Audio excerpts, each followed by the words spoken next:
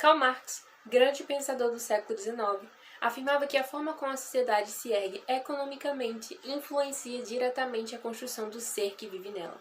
Ou seja, isso significa que os meios de uma produção de uma coletividade eles são fundamentais para estar organizando os valores que os indivíduos, os quais estão imersos nessa arquitetura, vão possuir.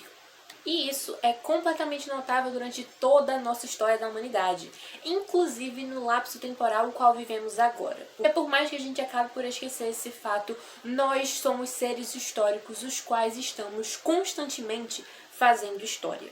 Por mais que isso não seja um aviso qual constantemente esteja latejando em nossas mentes. E isso tudo significa, portanto, que o meio capitalista no qual existimos agora influencia, molda e modela nós, seres gritantes que vivemos no meio de tudo isso. A notoriedade de tais elucubrações se debruçam no fato de que, assim como em uma indústria com uma escala de produção rigorosa, nós somos seres roteirizados, organizados e temos as nossas rotinas completamente voltadas, orbitando uma determinada atividade específica datada para um horário específico. Tudo é constituído em nossos dias de uma maneira para fazer com que cada ínfimo instante dele seja dedicado a uma produtividade específica, para que cada instante de nosso dia desemboque em uma produtividade específica. O fato de nós sermos seres regulados e roteirizados existe para estar sugando uma máxima produtividade. É por isso que o descumprimento de quaisquer meta ou atividade que for estipulada nos gera o sentimento de completa inutilidade, quase como se essa tarefa específica ela estivesse enlaçada diretamente com o sentimento de necessidade de existência. Nós nos sentimos seres necessários a partir do momento que nós somos úteis, e apenas somos úteis quando nós completamos determinadas atividades ou determinadas expectativas e tarefas quais nos foram incumbidas. A nossa ação de produtividade no meio capitalista está completamente envolta com um sentimento de necessidade existencial. Além disso, nós somos seres que fomos ensinados através de uma construção social a sermos seres repetitivos. Além de termos uma desenvoltura extremamente similar, como eu já pontuei, com uma escala de produção rigorosa, além de termos dias completamente fragmentados, também temos dias que vão estar dançando na mesma rotina, que vão estar desenvolvendo as mesmas rotinas. Somos seres repetitivos, que repetem as mesmas ações todos os dias. Temos horário para tudo e repetimos todas essas regulamentações que nos parecem tão naturais que muitas vezes nem sequer são questionadas todos os dias. Quase como se fôssemos planetas realizando as suas rotações naturais de existir. Ou quase como se fôssemos relógios apresentando uma valsa constante durante todos os nossos dias, segundos, átomos, instantes, durante todas as nossas vidas. E essa desenvoltura toda faz com que a gente quase soube como fábricas ambulantes.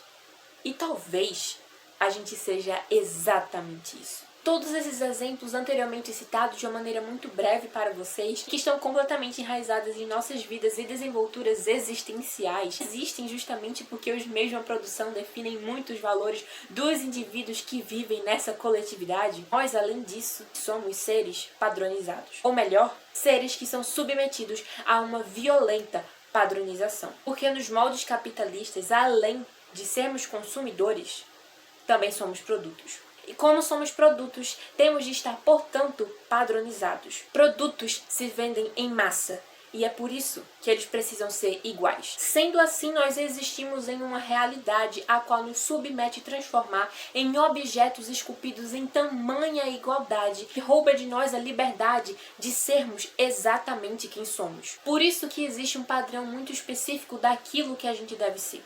Homem, branco, cis, hétero, sem deficiência, magro e alossexual. E essa modelagem específica simplesmente ignora toda a nossa humanidade e diversidade. Padrões matemáticos sendo representado como um fator diretamente proporcional ao outro. Quanto mais um ente se distanciar de tais prescrições, mais ele vai sofrer violência. Mais impetuosamente, duramente e diretamente ele vai ser violentado pela coletividade em que existimos. E vale salientar que tais prescrições, tais padronagens e tais modelos, eles são colocados em nossas existências, eles são exigidos nas nossas existências, mas que eles não significam que são os naturais. Foram um ente anterior às nossas vidas que estipulou ele como o natural. ignorando completamente que o natural varia de indivíduo a indivíduo. Existe um modelo muito específico daquilo que a gente deve ser, mas ele vai sendo cada vez mais invasivo, cada vez mais intimista, como um líder expansionista impetuoso. Ele não vai ditando apenas aquilo que a gente deve ser, mas também a felicidade que devemos ansiar, as categorias de sucesso que devemos alcançar, vai modificando e regulando os nossos desejos e sonhos, vai nos ditando quem devemos amar. Mas além disso, ele também dita como devemos amar. E por nós, seres gritantes, estarmos tão imersos nisso tudo, quase como tintas que se fundem em uma tela, por existirmos em uma arquitetura a qual simplesmente naturaliza tais padronagens, por vivermos em um contexto de que estamos constantemente ingerindo e consumindo desde o momento que viemos ao mundo tais construções sociais, é muito difícil a gente conseguir discernir e conseguir separar o que é influência do meio externo e o que é genuinamente nosso. Porque a gente passa tanto tempo tentando alcançar algo que nos disseram que nós deveríamos ser, que a gente acaba não tendo tempo suficiente para descobrir e desbravar a imensidão que nós já somos. Nós existimos em uma realidade que dificulta completamente a gente conseguir perceber as nossas partes mais honestas. Apenas quando a gente começa a entender toda a construção social que existe sobre a gente, quando a gente começa a entender toda a alienação que existe sobre nós e a gente começa a entender de fato quem nós já somos. É um processo longo, complexo e dolorido. Longo porque demora para entender que todas essas abstrações líricas que existem dentro da gente tem grupo, tem identidade, tem vida, tem nome.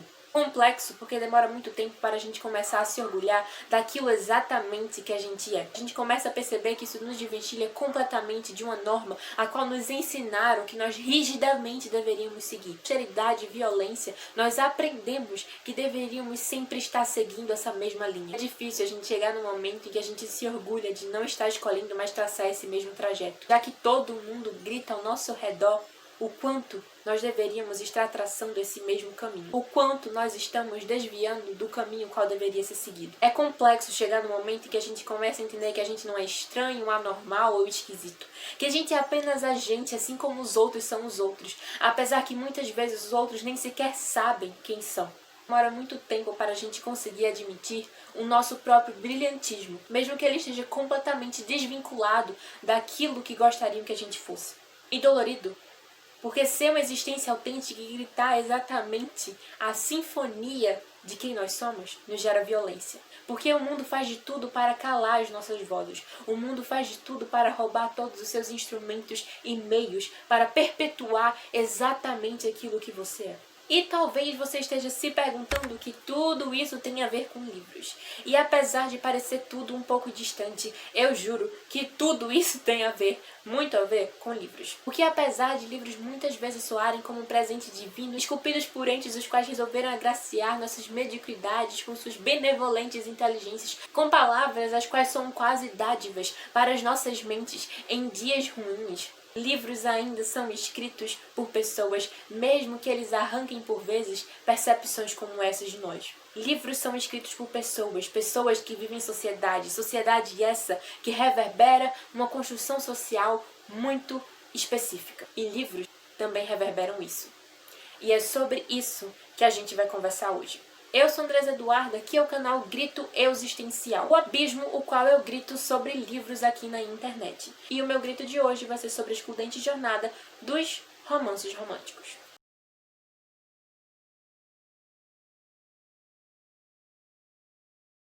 A excludente jornada dos romances românticos. A excludente jornada dos romances românticos, tal como a jornada do herói para os livros com um viés fantasioso, aventureiro e quase epopeico, é uma estrutura genérica, em etapas, a qual ergue boa parte dos romances românticos dos quais eu já li e que provavelmente você já leu. Basicamente consiste em ser o esqueleto que sustenta o corpo da narrativa dos romances românticos. Tudo começa em padrões heteronormativos, racistas e monogâmicos, com um personagem branco conhecendo o outro. Há rodopios de toques, olhares, sutilezas e as famosas borboletas que descrevem habitar seus estômagos, as quais dançam, seguindo a harmonia desse carrossel infinitamente até eles se beijarem. Isso é tão certo em livros de romance romântico, tanto quanto o fato do nascer e o cair da noite. O cenário pode mudar, os nomes podem variar, mas os lábios um do outro estão destinados a se encontrar. Não importa se começaram tudo isso como melhores amigos, inimigos ou desconhecidos. O que importa é que aquele momento consuma o amor ali existente. É ali que viram profundos amantes um do outro. Dependendo do tipo de livro, talvez isso possa mais na frente se acalorar e consumar o amor do modo mais intimista que os livros ousam descrever, como um encontro de almas através dos toques cada vez mais abissais. E tudo acontece de maneira tão aparentemente perfeita e natural que você acaba por acreditar que todos gostariam de viver isso. Mas se todos quisessem, essa não se chamaria a excludente jornada dos romances românticos. Arthur Schopenhauer, grande filósofo alemão, afirmava que nossa versão do mundo é feita de observações e experiências limitadas aos nossos deus, contextos e cenários existenciais, e ela não inclui todas as coisas que não foram percebidas nem experimentadas. Ou seja, tomamos o limite daquilo que percebemos como o limite do mundo. E a partir do momento que nós não somos confrontados com realidades distintas das nossas, caímos no precipício de crer que todas as realidades à nossa volta são iguais às nossas. Caímos no precipício de crer que todos nós vemos as mesmas cores, sendo a vida arte em uma tela, e que tecemos as mesmas elucubrações, que sugamos a mesma interpretação da vivacidade colorida à nossa frente. Os sentimentos os quais brotam dentro de nós a partir desse quadro são os mesmos. Caímos no precipício de acreditar que todos nós somos o mesmo eu lírico de um mesmíssimo poema, sem nem ao menos cogitar que alguns de nós simplesmente são prosa. E é exatamente por isso que a excludente jornada romântica se enlaça completamente com a filosofia de Arthur Schopenhauer. Porque a excludente jornada romântica é a leitura apenas de livros os quais são embasados na excludente jornada dos romances românticos nos faz acreditar que todos nós ansiamos traçar essa mesma jornada e tecermos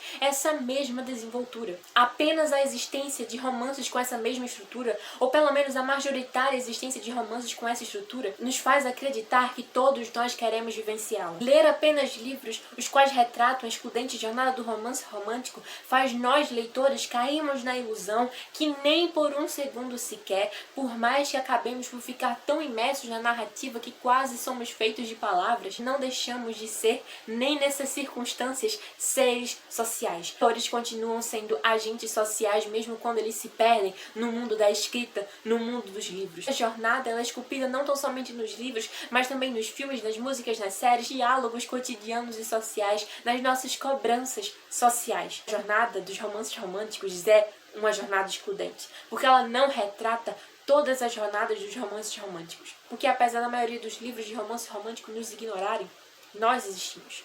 Nós, assexuais, existimos. Assexuais. Pessoas as quais sentem pouca, nenhuma ou circunstancial atração sexual. Alguns de nós sentem atração romântica, outros sentem menor grau e frequência, e outros não a sentem. Somos singularidades até mesmo na nossa uniformidade. Somos um espectro.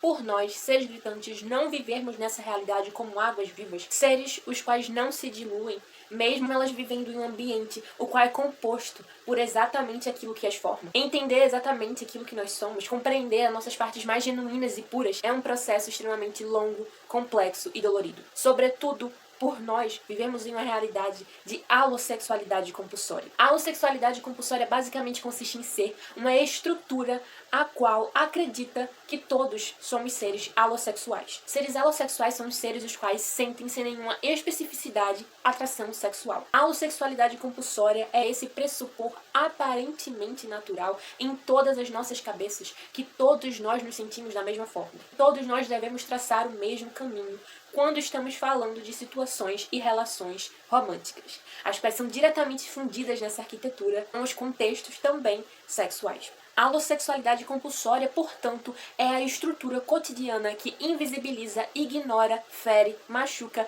e, sobretudo, violenta a existências de assexuais. É a naturalização constante de que todos nós devemos ter a mesma jornada romântica. É a naturalização de que todos nós devemos ter relações românticas e relações sexuais. E toda essa conjuntura é extremamente violenta para pessoas as quais não se encaixam em tais normas, em tais padrões, em tais exigências que são estipuladas como as naturais. E como eu já pontuei, não é que elas sejam de fato as naturais, é porque um ente anterior afirmou que elas eram as naturais de todos os indivíduos, que essa deveria ser a métrica de normalidade em relação a todos os outros indivíduos.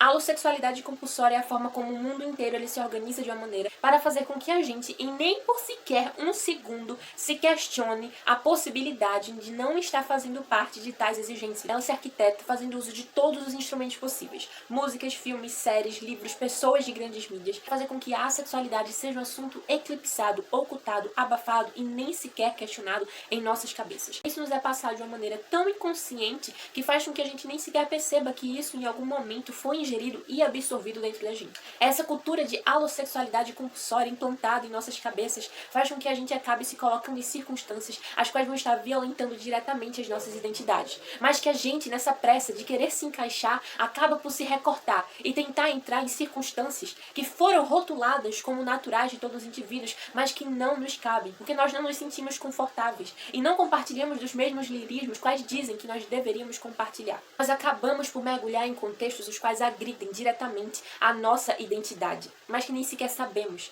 que isso é uma identidade, que esses sentimentalismos abstratos, os quais parecem existir apenas dentro da gente.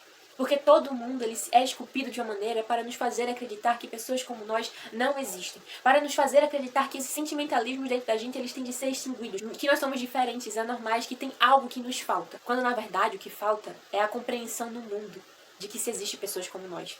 E que essas pessoas têm grupo, têm nome, têm voz, têm identidade. Nós somos assexuais. E quando a gente começa a entender isso e externa isso ao mundo, o mundo também nos violenta. Ele nos violenta porque a estrutura a qual nós vivemos, o mundo em que existimos, não foi organizado de uma maneira para fazer com que ele consiga comportar toda a nossa imensidão de ser. Toda a nossa imensidão que vai muito além de uma norma, de uma modelagem que foi prescrita de uma maneira tão engessada que estrangula as demais possibilidades e todas as nossas diversidades. Nós, assexuais, somos violentados de todas as maneiras. Quando ficamos calados, reprimindo aquilo que nós sentimos, ou quando nós externamos e gritamos ao mundo exatamente quem nós somos.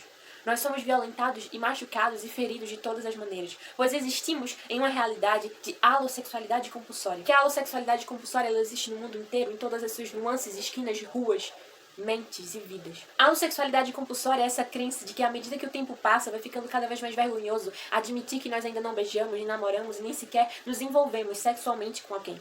A homossexualidade compulsória é esse não conhecimento sobre a sexualidade. A homossexualidade compulsória é o que me faz, quando afirmo ao mundo que sou sexual, ter que sempre estar explicando a minha existência para as outras pessoas, porque a maioria delas simplesmente desconhece. A homossexualidade compulsória é o que faz com que a gente não seja visto nas grandes mídias, que nós não sejamos lidos, que nós não sejamos percebidos no mundo. A homossexualidade compulsória é aquilo que nos patologiza.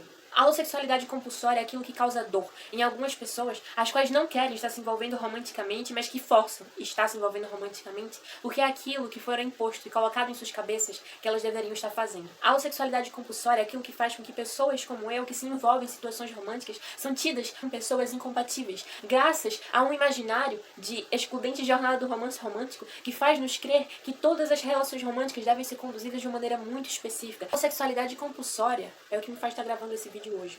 A homossexualidade compulsória é o que me faz não sentir representado na maioria dos livros os quais eu leio. De não enxergar pessoas como eu, que sentem coisas parecidas como eu, e que veem um mundo e que o sentem de uma maneira muito parecida, como eu. A homossexualidade compulsória é o que faz com que muitas pessoas demorem muito tempo para entender exatamente aquilo que elas sentem, que demore mais tempo ainda para conseguir voltar para casa, para aquele aconchego precioso e iluminado e caloroso de quem você exatamente é. A homossexualidade compulsória é o pêndulo de estranheza, piada e graça que se tem em todos os comentários tidos como sou virgem ou nunca beijei alguém. Algo que gera profunda surpresa. Como alguém nunca ainda fez isso? A homossexualidade compulsória é a naturalização de não existência de pessoas assexuais. Mas nós existimos. E é por isso que é tão importante a gente existir também nos mundos dos livros. A excludente jornada do romance romântico é apenas uma forma de manifestação da alossexualidade compulsória. E tudo bem você gostar de livros que são estruturados dessa maneira. Afinal, se negar a lê-los é negar a ler a maioria dos livros já existentes, e os quais possivelmente estão vindo a existir. Isso é tudo bem você querer consumir esse tipo de livro e esse tipo de literatura, e a questão desse vídeo não é essa. A questão que esse vídeo está querendo trazer e a reflexão que ele quer te proporcionar é sobre a falta de uma literatura com maior representatividade assexual.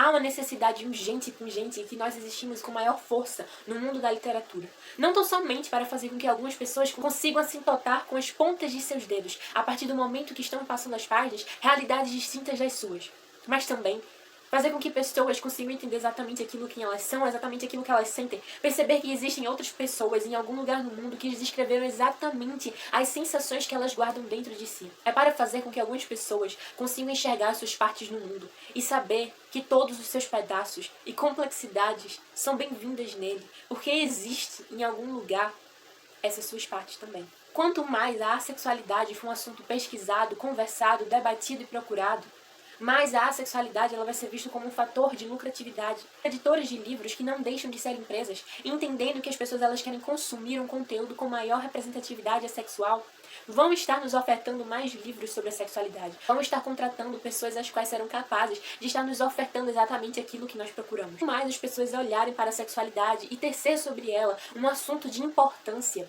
mas a assexualidade vai conseguir alcançar espaços que a alossexualidade compulsória impede de alcançar. Vai fazer com que algumas pessoas consigam enxergar o seu brilho iluminando o mundo. Para você, alossexual que me assiste, você precisa começar a se importar com realidades distintas das suas. Pois caso não o faça, irá acabar por se tornar exatamente aquilo que esse sistema quer que nós todos sejamos. Verdadeiras máquinas. E para você, assexual que me assiste, eu queria dizer que eu te percebo. Eu te percebo em toda ausência minha, em toda ausência nossa, no mundo do lado de fora. Eu escuto o grito da sua existência no mundo, independente de onde você esteja, independente de quem você seja. E nós continuaremos gritando as nossas existências no mundo, até que seja incontestável para todos que nós existimos. Obrigada por tão bem ter me percebido. Eu sou Andresa Eduarda, e esse foi meu grito.